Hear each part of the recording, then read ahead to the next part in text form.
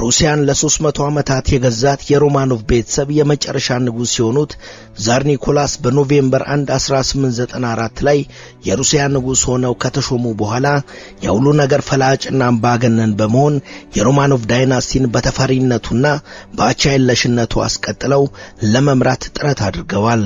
በተለይ ለንዴት በጣም ቅርብ መሆናቸውና ለምንም ነገር ርህራሄ አልባ መሆናቸው ለተፈሪነታቸው የአንበሳውን ድርሻ አበርክቷል።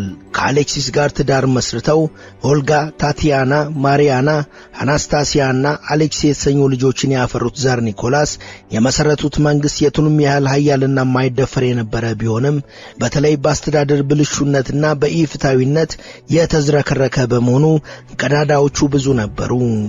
የክፍተት በወቅቱ በነ ቭላዲሚር ሌኒን መሪነት ሩሲያ ውስጥ አብቦ ከነበረው የሶሻሊዝም አብዮት ጋር ተዳምሮ የዛር ኒኮላስን የንግስና ዕድሜ አጭር አድርጎታል።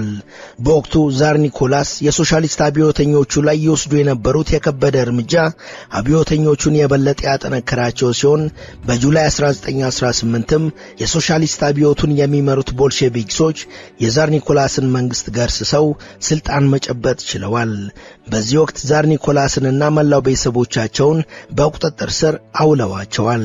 ታዲያ የአጼውን ቤተሰብ ካሰሩ በኋላም ወደ ችሎት ለማምጣት ፍላጎት የነበራቸው ቢሆንም ጁላይ 16 ቀን ፓርቲው ባደረገው አስቸኳይ ስብሰባ አጼውና ቤተሰቦቻቸው ላይ እርምጃ መወሰድ አለበት የሚል አቋም ላይ ቦልሼቪክሶች ደረሱ። እንደ ፓርቲው አመራር ዩሮስኮቭ ገለጻ ከሆነ በጁላይ 17 ቀን 1918 ላይ ሌሊት 8 ሰዓት ላይ ንጉሳውያኑ ከእንቅልፋቸው ተቀስቅሰው ልብሳቸውን እንዲለብሱ ተደረገ።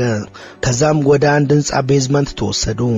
እዛም ንጉስና ቤተሰቦቻቸው ከሁሉም ልጆቻቸውና ከሐኪማቸው እንዲሁም ከሶስት ሰራተኞቻቸው ጋር ተደርድረው ተሰለፉ።